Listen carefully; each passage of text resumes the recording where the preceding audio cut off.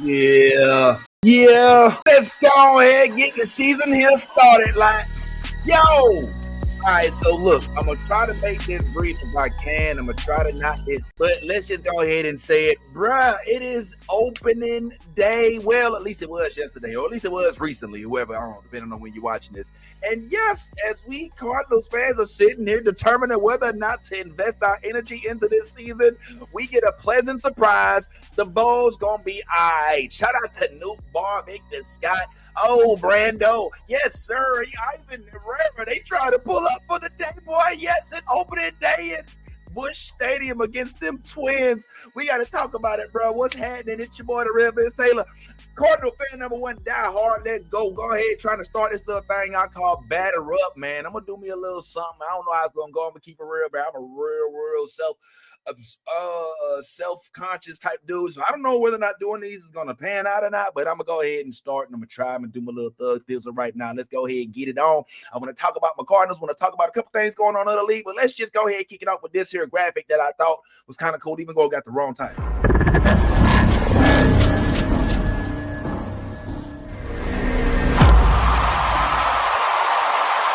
All right, so check it out, man. Yesterday was opening day. I wanted to do this last night, but I ain't gonna lie, your boy was tired. And of course, I have the games that I'm most interested in. The one that I am the most interested in was opening day for the Cardinals. And y'all that don't know, if you ain't following the Cardinals, I don't even know why you're watching this. This ain't for you. This for Cardinals fans. So I probably ain't expecting the numbers to be big, but it don't matter because we heard about the loyalty. Hallelujah. All right, shoot, we've been down since the Browns. All right. And what we don't have is a lot of hope. Let's just keep it real because we didn't necessarily do a lot in the offseason to acquire a bunch of folks. So we're kind of relying on the staff that we have, hoping that the youngsters, as Victor Scott calls them, youngry, come out hungry, swinging. And guess what we seen today? Guess what we seen on opening day? Guess what we seen? We seen some hungry folks out there that was like, nah, bruh. I ain't come to just be on the team. I ain't come just to be collecting a check. We came to win, homeboy. And it's refreshing to see this happening, man. So let's just go ahead and go down the list. So we got right here Victor Scott, Nolan Arenado. We got the homie Lars Bar. He's funny. Nobody ever called him by his first name. Nude. Because Lars? Okay, anyway. Then we got Jaywalk, as they call him, or Jordan Walker. Now, what is it that's significant about this year? Well, for starters, the lineup is completely changed. Okay. Normally, we have the homie Mason Wynn at the helm, right? Mason Wynn is our ace. He is normally the one that will give us the leadoff spot. But for some reason, this year, it looks like they switched that up a little bit. Mason Wynn is no longer our number one leadoff spot. They gave that position to Lars Nootbaar, which makes sense if you think about it, because Lars Nootbaar's got Juan Soto like plate discipline. You feel me? I ain't trying to say he's Juan Soto. I'm not saying that at all. That's not what I'm saying. But there's only a few folks in the league that have like really dope plate discipline. Like they would definitely give him the ability to do the ABS challenge if this is spring training, because Lars Nootbaar is really good at taking his walks and watching the pitch, making sure it is the right pitch, and he's not going to swing at a bunch of bullshit. He's not a big whiffer. You understand what I'm saying? So they got him at the leadoff spot, which pretty much secures that first person on base. And that's exactly almost what happens. Like Lars gets up there and he swings. Lars had a really good game. Okay. I think we might have been underestimating Nootbaar. Let's not forget about his time at the WBC Classic. Maybe some of that Shohei is rubbed off. I don't know. We know he got some of that Japanese in his family. Perhaps that's being overlooked as well. Not to make it about that at all, but let's just get a ball his props. Lars had a really good game. He actually batted 500 yesterday. So his batting average is 500. He hit a home run, 2-run home run at that. And dude was on the base in the first inning. All right, this dude is right now cranking it. If we can keep Nootbaar healthy for the entire season, then I sense we might be looking at a really good productive season for my boy. I just need him to stay consistent. All right, I need him to stay healthy. I need you to not go out there making too many wild plays. I need you to do this the entire season. We don't want the opening day charade. We want a whole season charade. So pull on up for us if you could, Newt. So yeah, that was exciting. A couple other things that was actually really encouraging was looking at Jaywalk. Like Jordan Walker has been an experiment. All right, my man's been going up and down to the minor leagues for a little while. We've been kind of waiting for him to show out. You know, he's a 22-year-old boss. He got a lot going on for himself. The problem is, man, he just hasn't been able to really pull up to the plate because offensively, man, he ain't been able to hit like that, like we really wanted him to. And then defensively, man, not necessarily the best performance in outfield in the 2024 season. So if we're looking at some sort of different type of jaywalk, then I'm here for it because frankly, it was a little scary last year watching him try to get better at the outfield. But this year, that's not what it's looking like. He looks like a whole pro. He out there catching the ball, him and Victor Scott communicating. He is not looking like, what am I gonna do? The ball's coming my way. He's running to the ball, catching it. It ain't nothing, okay? And the boy, for what it's worth, if I'm not mistaken, the boy hit the ball yesterday. I mean, Mike, not granted you now. He only, you know what I'm saying? I think he only hit, it was, I think he bat 33. You know what I'm saying? He's batting, about 300. So that means, 1 out of 3. But that doesn't, he wasn't striking out. That's the point. Like he's not striking out. Like there was actually, I was watching this one pitch sequence he had against Jorge Lopez, where they tried to throw him that sweeper, that slider that goes all the way. He used to always chase that drone whenever it goes out the park. Like he always, when it goes out the strike zone, he was chasing. He wasn't chasing like that yesterday. That is a good, solid sign. How about your boy Ivan Herrera? The dude is actually doing his thing. Like he had to battle it out for that catcher spot, right? We know it was between him, Pedro Pages, and well, I want to say Willie Contreras, but Willie's not even playing that no more. They put him at first base ever since old boy went away, Goldsmith. So isn't it something to see Ivan Herrera actually get that spot? And the problem with Ivan Herrera was that he's not really the best at throwing the ball and catching off folks and getting folks caught up at second base and third and stuff like that. He's really, that arm, it wasn't necessarily the strongest compared to Contreras and to Pages. And unfortunately, that still remains true. Yesterday, there was an attempt at a steal, and I believe that Herrera got a little choked up. He threw the ball. They went damn near into center field. Mason Wynn had to catch the ball. Brendan Donovan playing second base. So that's a little worrisome, but that's the downside. The upside is the dude, every at bat, his batting average right now. I know batting average is old school, I know, but 667. That means the ball is hitting over 500 out of two out of 3 of his at bats were actually hits. All right. And one of them was a walk. So he never struck out. He never grounded out. He never popped out. The ball is basically on base every time. That's an on base OBP, if I'm not mistaken. That's like 1,000 or something. I don't know. I'm not doing the math right now in front of me, but Jace, the offense says why. Like, I ain't gonna lie. I thought Pedro Pages, after that game he had, especially the Chicago series last year during Father's Day, when he showed out, hit the ball real hard a lot, thought that was going to secure his legacy. But it looks like Pedro's a good play. He's a good teammate. He did come in, I think the last inning, did a little something. But Ivan, whatever you want to call yourself, bro, handle your business. I'm liking what I'm seeing. Future star. We might have been sleeping on this dude, but throw that ball right, homeboy. You got to get it at second base. If you a starter now, and I'm not speaking in terms of my talent, I can't do it, but you are a starter for the St. Louis Cardinals.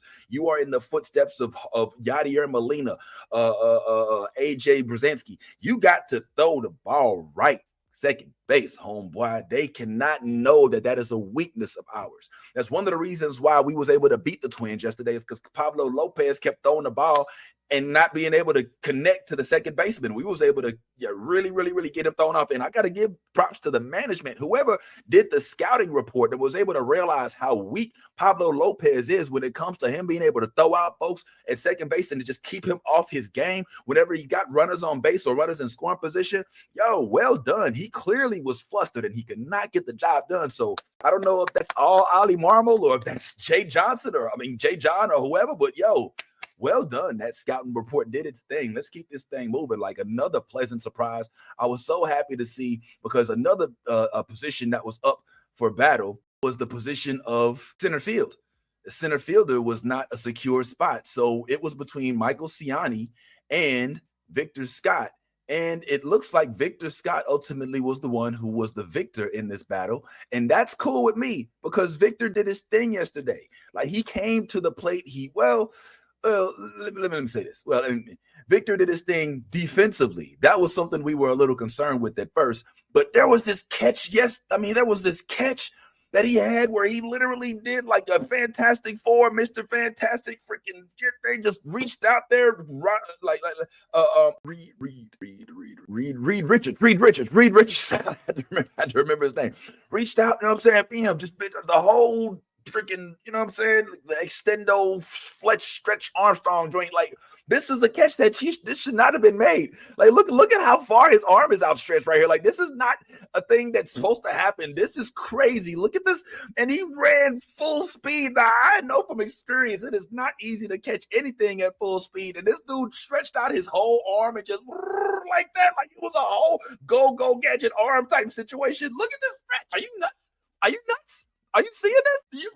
This is crazy. This is crazy.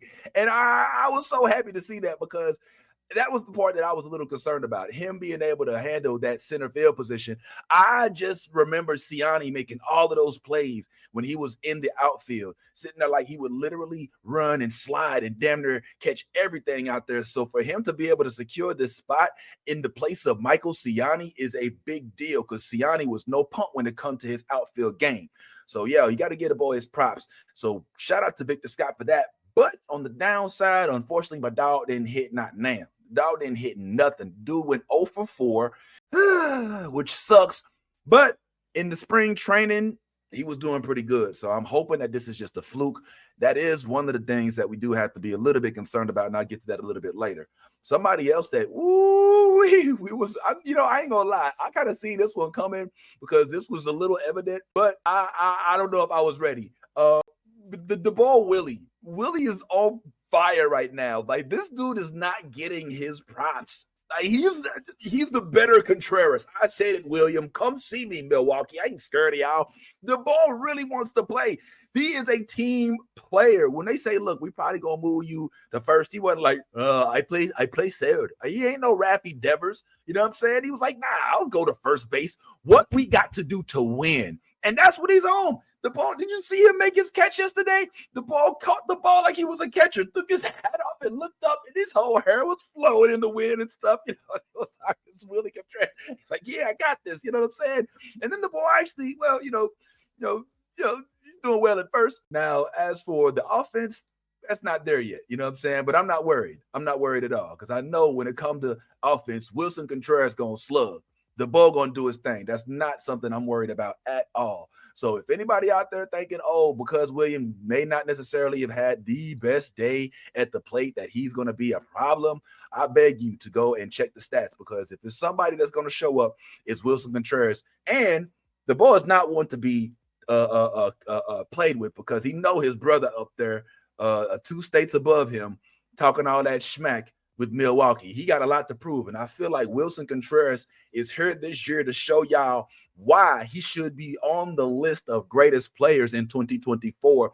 The dude only took a step back last year because of injuries. Had it not been for that, the ball would have been in line to, in my opinion, hit at least 30 home runs. All right, the ball's got it in him. And if we can keep him healthy, he done picked up like 10 pounds in the offseason of muscle. The ball is ready to ball. So I ain't gonna lie. I'm most excited to see Wilson Contreras. He is really a Cardinal, like somebody who not just playing because, but they like, he got this edge of him. You know what I'm saying? I remember when he wanted to go at Hunter Green for getting hit. I remember when he wanted to go. And I remember when Ian Happ hit him on accident. Man, there's a whole little story. He's going way back. But I gotta say, one of the best stories of this opening day game was seeing the boy that they was trying to get rid of step up and do his thug thizzle. They was like, yo, we're going to try to trade Northern Arenado. We're going to see how much we can get for him. Well, guess what, Johnny Mo? Nolan was like, I ain't going nowhere. And you know what? You and you and you're going to love me. Listen, you see, he's trying to show y'all, look, I ain't like that dude you seen last season. You heard? That wasn't me. That was not me. 16 home runs in one season for me, Nolan Arenado, and I was not even hurt. No. I'm not going out like this. Nolan was like, forget that, bro. I'm about this life. And I'm finna show y'all, even if y'all do trade me before the trade deadline, y'all about to get exactly what it is you were supposed to be paying for. But you know, Colorado's still paying for me a little bit. So I'm gonna make sure that at bare minimum, if I'm going out swinging. And yes, he swang. The bull 500 yesterday, hit an 8th inning bomb. Then came out for the curtain call. It was so good. It was like, yo, Nolan. He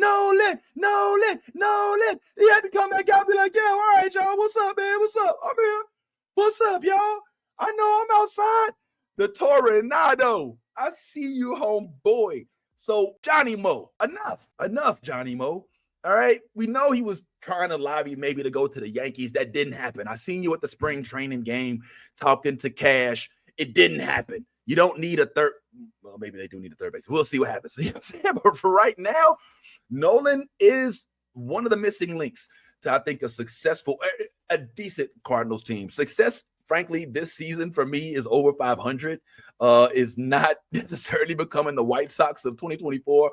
I just don't want to see them go way into. I think we can still make a few moves to make us a lot better, specifically in the pitching column, at least for now. I feel like we're doing all right. So well done, Nolan. Well done, Nolan. I'm loving what I'm seeing, but let's also speak on some of the things that may not have been so pretty to watch.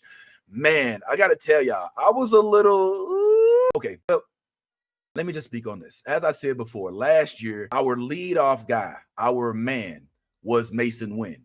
All right. Mason Wynn was our guy leading off. He was always really good at hitting the 0-2 knocks. And it was kind of shocking for me to see the lineup consist of Nootbaar as the leadoff spot with Contreras in the seconds in the 2-hole. And I ain't gonna lie, man. I was like, okay, hold on. So where's Mason? Mason was like damn near last in the lineup. Last? Mason has really been struggling a little bit. And I'm glad nobody's really picking this up because he was literally the ace. He's who the kids want to be on the Cardinals team. So for him to have these issues is a little discouraging. I'm not gonna lie. Because he, frankly, is like the franchise. It's almost it's like that whole Judge problem where Judge doesn't show up in the playoffs. We don't want that to be the case with Wynn. Wynn is way too good, way too talented. His arm is way too strong. He's got way too many things that work in his favor for him to not necessarily be out here killing it the way he's supposed to be. So I really hope this is just a phase. I hope this is maybe just some sort of slump. But the fact that he's been moved so far down the lineup is indicative of him possibly having a bad, what they call a slump. And it might be extended a little bit. So, man, I hope we can get that together because, Lord, man, that is not cool. That is not cool. We need you to get it together. Come on, tighten up. All right. So another thing that is interesting is the whole evolution of Burley. And Burley, you know, Burley basically held it down last year. Him and Mason Wynn were our essential aces, so to speak, right? First and second at bat. You know, it's going to be Mason gets up on base and then Burley drives him home. That was kind of how it went down. And so to see him drop down in the lineup as well. Now, I don't know. Something about this is telling me, wow, that means we have depth, right? Because if everybody on the lineup is capable of holding down the team at some point, all we need is for everybody to jive all at once. But it is a little weird to see the lineup that consists of almost the same team switched up so differently, you know, with the exception of obviously adding Victor Scott, which basically just takes the place of Michael Ciani from last year, which also takes the place of Dylan Carlson and all the other folks that we had in the outfield. It's just a little, I don't know. I'm not going to lie. There's something a little weird about that. So hopefully in the clubhouse, that's not becoming an issue. But Burley did at least hit one yesterday, and I think that was off early off in the game. So he still got it, so to speak. He's not slumping. But my God, if all of these Cardinals mess around and end up firing on all cylinders all at once, can you imagine the damage that's going to do? Let's start rounding this up. So listen, one of the best things about yesterday was that we were able to take on this team. And even though it was Twins, let's keep it real. I ain't trying to talk no trash, you know, even though it was the Twins, it wasn't like it was not a starting pitcher. You know, we did face a team that actually did give us their ace in Pablo Lopez. And so for us to be able to knock out that ace is good from an offensive standpoint. The 5-3 win will take it all day, every day. Here's my concern, though. The Twins were not at 100%, okay? Even though Buxton was playing, there was no Royce Lewis, all right? And without any Royce Lewis, are you really getting the full brunt of the Twins? I don't even know if Buxton was really playing to his top potential. He didn't really do much. I mean, so I'm a little nervous. Our pitching is a little, let's just say inconclusive right now. It's not that I don't believe in Sonny Gray. I mean, I saw what he did yesterday, even though he did have the one home run that went up against him. He did have a pretty solid day, despite him having a real slow start in spring training. But I don't know, man. After that, it starts to get a little suspect. I'm thinking Steven Matz may be a good addition. I'm still yet to really see what if Fetty is really going to contribute in the manner of which I suspect they expect him to. But yeah, man, one thing we can definitely depend on that's never going to be an issue, or hopefully never becomes an issue for us, is one Ryan Helsley and his ability to close, which he did yesterday. The ball came through, did his thing. Hells Bells delivered us 3 solid outs in that last inning to make sure that we walked away with the W, and that is what he does. Our one and only All-Star from 2024 stepped up to the plate and to the mound and did his thing. So from Sonny Gray, I still think that Fernandez could be a solid, if for some reason Helsley ends up going away, he could hold it down because Fernandez is pretty tough. John King did a little something yesterday. That was pretty cool. Interested to see what the other starters do. McGreevy, Griseppo, if they come to the plate. And if sometime in this season, Quinn Matthews actually gets called back up to do something in the big leagues. So that's what's going on. But yeah, from a pitching standpoint, man, it was a bit lackluster. Here's the batters. Here's the pitchers. So as you see, Sonny Gray ended up having some, a little bit of trouble, but not too much. He got his 6 strikeouts, and then Helsley came in at the end with his 3 strikeout. Like, look, you see what that is? That's not 3 outs. that's 3 strikeouts that Helsley got in the last inning. That's what a closer does. Roycroft is still a little scary for me, but at least he didn't have any runs or hits against him. Kyle Leahy had a really off inning. It was a little difficult to watch, frankly, and I was glad that he was able to get out of there without causing too much more damage. Look at that ERA. Oh my God, it's at 13. It's over 10. That's a problem. But yeah, just one bad inning, no big deal. Sonny Gray did deliver, so I'm not going to be too mad at what I'm seeing here from the pitching staff as long as they are building. I just hope that they're not expecting this to be the lineup for the rest of the year. We need pitchers, yo. Cardinals, we need pitchers kind of bad. I mean, Hells is a closer, all right? So we're going to be all right for the 9th inning. But what about the 8 innings before that, all right? Fetty, you up for it? Let's see. I don't know. No, you're not a pitcher. What are you doing? JoJo, I have my faith in Mojo JoJo. I think he can do his thing. Michaelis is a little suspect, but Bo's still a baller, so I'm still here for him. Fernandez, I got my money on Fernandez. I think he's going to end up being the closer after Helsley leaves.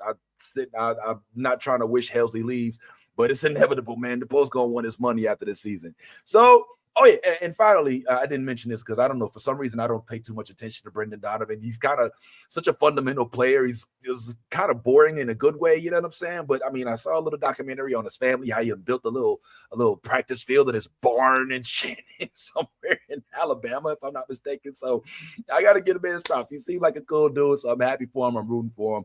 I hope he does his thing. Couple things on the way out. All right, so Harrison Bader, former Cardinal, was the one who hit the 2-run homer off of Sonny Gray. That was the only real thing. Harrison Bader was the beast. He is almost like he was coming for the Cardinals personally yesterday. It was something. It was something in the blood. So I guess kudos to you, but thank you so much for being the only really productive member of offense. Well, I don't say the only because they did end up with 3 runs, but he's responsible for at least over 50% of their offensive productivity as of yesterday. So I guess for me, this is a really good sign. Why is this a good sign? Because it shows that the Cardinals, despite not having a whole lot added to their team in the offseason, still somehow have an opportunity to be somewhat decent. Like, that's where we are right now. We're rooting for somewhat decent. We are not necessarily looking to have another season like 2023. All right. We don't want to go back. We want to go forward. Last year, we closed with 83 wins and 79 losses, just over 500. That last series contributed. Thank you very much. But man, it was looking bleak. This whole youngery and youthful movement thing just didn't feel like the move. I'm getting some energy from Newt Barr. I'm getting some energy from Contreras and Ivan Herrera out the blue. This dude, basically, it was a perfect day for him yesterday. 2 hits and a walk. I mean, come on.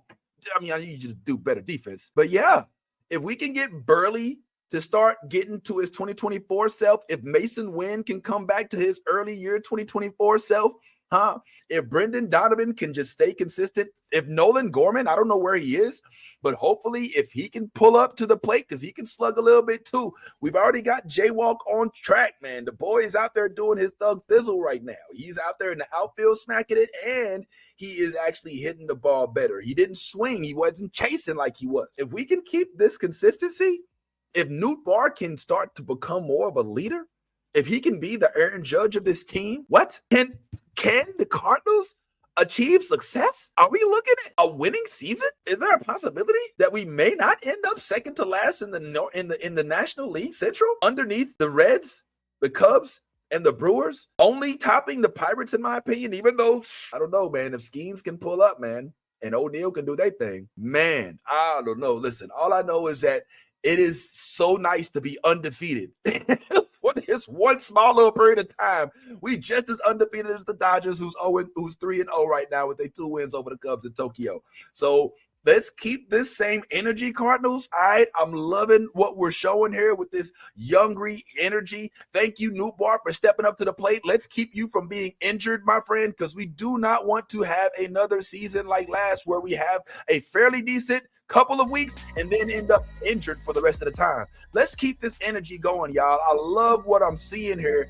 Ollie Marmol must know what he's doing, putting Newt at the leadoff spot. I want this energy to stay with us for the rest of the season. Let's not have a hot opening day and a cold rest of the season. Let's go ahead and keep this love going, man, for the long run. Look, I'm for the real Biz Taylor. There's so much more to talk about. I'm going to try to keep these joints going as long as I can. I ain't going to lie. I ain't but one man, but we'll see if we can keep this energy going. We still got this Twin Series to finish out at Busch Stadium, so I'm going to try to come back up, give us another review after our next Cardinals game. It's your boy, the real Biz Taylor. Thank you kindly. Pull on up, subscribe to that channel. If you're a Cardinals fan, I'm here with you. Let's go ahead and do it. Here's to us winning 90 this season if we can. Let's go.